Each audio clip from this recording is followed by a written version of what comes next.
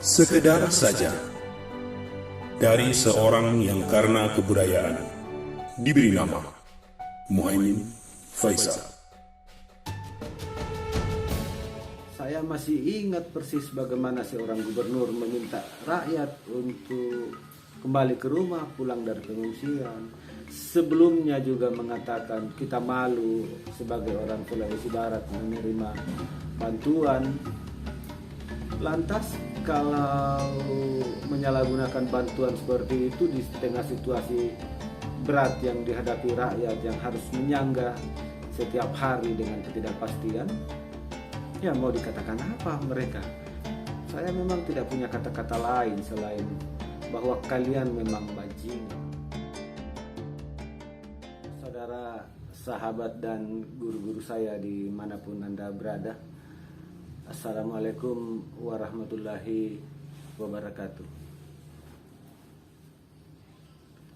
Saya pastikan saya senantiasa menyediakan ruang di dalam hati dan pikiran saya untuk tidak hanya menyalahkan kalian, untuk tidak hanya menyalahkan orang lain, tetapi juga terlalu besar peluang saya untuk salah dalam banyak hal. Tetapi dalam konteks pengelolaan bantuan pasca gempa bumi di Sulawesi Barat, saya selaku salah satu dari sekian banyak rakyat yang membayar pajak untuk menggaji para pengurus daerah ini, memiliki hak untuk menuntut bahkan marah. Sebenarnya saya begitu marah ketika mendengar informasi dari seorang kawan soal cara dan manajemen Badan Penanggulangan Bencana atau pemerintah Provinsi Sulawesi Barat dalam mengelola bantuan yang masuk ke Sulawesi Barat. Tetapi kalau saya marah, insya Allah marah saya bukanlah situasi mental yang permanen, sehingga saya menunda untuk memberi komentar hanya untuk meredakan amarah ini, supaya saya bisa melakukan sesuatu yang jika dikaji ke kedalaman hakikatnya, maka itu sesungguhnya berasal dari rasa cinta, bukan rasa marah. Masih sangat segar dalam pikiran kita, dalam ingatan kita, atau juga masih sangat dengan mudah kita dapatkan jejak digitalnya, bagaimana rakyat dituduh, bagaimana para pengungsi dituduh sebagai penjara. Mungkin ada 1-2 orang yang melakukan itu, tetapi tidak lantas membuat kita mengeneralisir bahwa semua itu penjara, bahwa mereka yang ada di pengungsian kemudian trek pengangkut logistik bantuan dari luar diambil dengan paksa. Padahal para pengungsi yang mengambil dengan paksa logistik yang lewat di tempat pengungsian mereka sebenarnya karena memang kondisinya sangat susah, dan tidak mungkin gara-gara administrasi saja membuat mereka harus menunda perut yang harus diisi, ketika itu kemudian dengan enteng dituduh penjara. Padahal kegagalan kalian untuk melakukan asesmen dengan baik, kegagalan kalian untuk memanage pendistribusian logistik dengan baik, berlaku kaku pada administrasi menghambat penyaluran logistik. Sementara rakyat juga hanya mengambil apa yang dibutuhkan, rakyat juga hanya mengambil apa yang lewat. Rakyat ini sesungguhnya sudah lama susah. Negara ini sudah bangkrut. Jadi jauh sebelum COVID datang, rakyat memang sudah dalam kondisi susah.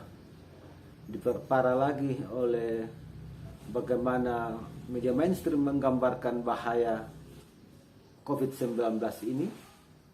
kemudian memperburuk keadaan, dan di lain sisi ada sekian banyak pihak yang menjadi joki pandemi COVID-19.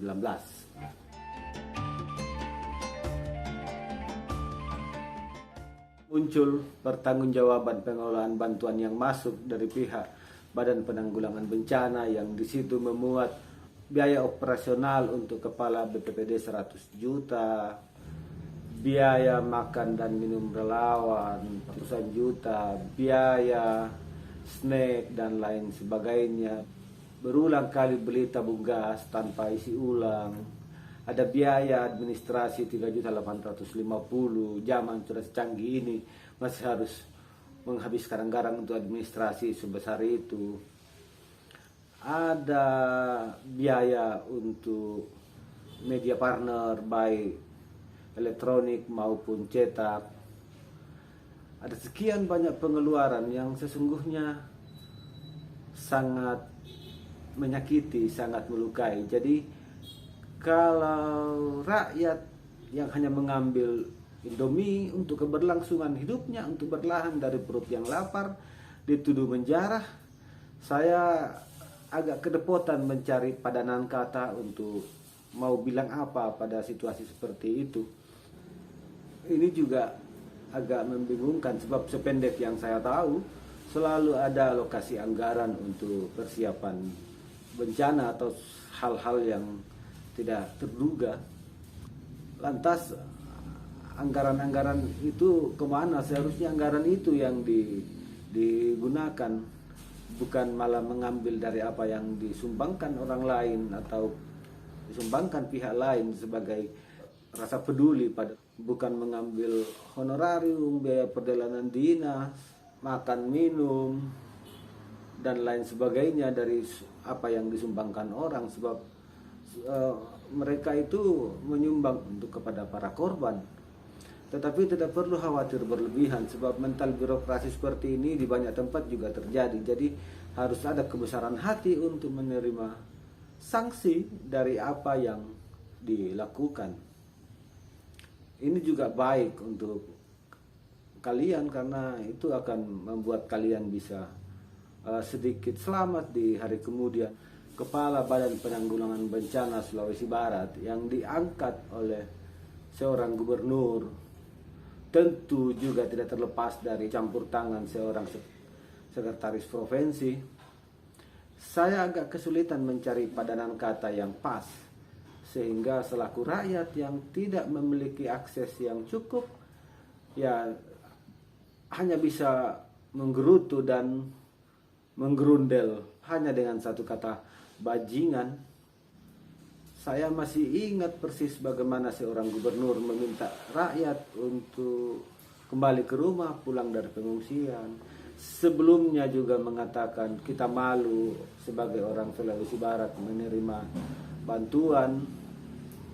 Lantas kalau menyalahgunakan bantuan seperti itu di tengah situasi berat yang dihadapi rakyat yang harus menyangga setiap hari dengan ketidakpastian, ya mau dikatakan apa mereka? Saya memang tidak punya kata-kata lain selain bahwa kalian memang bajingan. Seorang gubernur dan Pak Sekpro seharusnya melakukan klarifikasi atau memberi sanksi pada orang yang dia angkat kemudian perilakunya seperti ini. Dan kalau orang yang bersalah dihukum, itu yang baru benar. Jadi pada para aparat hukum, jika tidak mau digolongkan ke dalam golongan orang-orang yang tanda kutip bajingan, berarti ini harus diproses hukum. Sebab menghukum orang itu akan menyelamatkan dia, pertanggungjawaban dia di hari kemudian. Sebab kalau orang salah dihukum, itu yang baru benar. Salah tapi tidak dihukum, itu akan memperlambat dia kelak masuk surga. Sebab di hari kemudian dia akan diminta pertanggungjawaban soal itu. Tetapi kalau di dunia dia sudah mendapatkan sanksinya, dia sudah mendapatkan hukuman, dia memohon maaf, dan saya kira rakyat akan lega memaafkan ketika dia mendapat hukuman yang setimpal. Sebab ini sangat melukai hati. Ini merupakan kekerasan psikis yang tidak sanggup lagi ditanggung bebannya oleh rakyat yang memang sudah sekian banyak beban yang disangganya. Demikian saudara, sahabat, dan guru-guru saya. Sampai jumpa di ruang dan waktu yang lain, tentu dengan tema-tema yang berbeda. Terima kasih. Assalamualaikum warahmatullahi wabarakatuh.